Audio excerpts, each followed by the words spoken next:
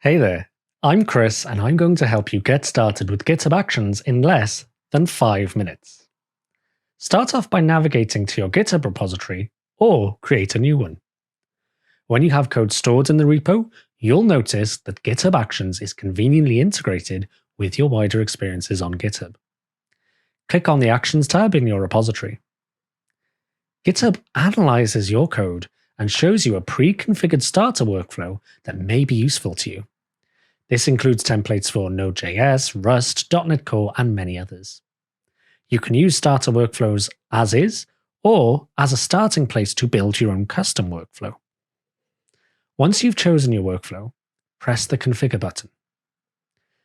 Your workflow definition lives in your repository, so your build or release process is versioned alongside your application code, which means it can follow the same pull request and code review process as your code.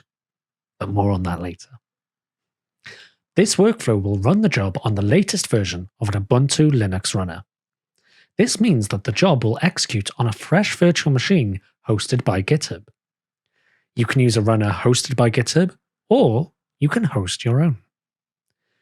But GitHub also offers a range of larger runners that give you access to more powerful compute resources, fixed IP ranges, and increased concurrency for your workflows. Now, scroll to the bottom of the page and select Create a New Branch for this commit. Then, create a pull request, write an appropriate description, and propose the changes.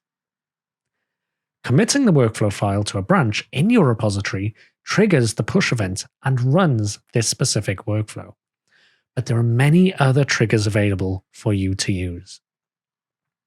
To view your workflow results, navigate to the Actions tab and look at the workflow run for real-time logs. Congratulations, you've just executed your first GitHub Action workflow. But this is just the beginning, and we can't wait to see what you do next.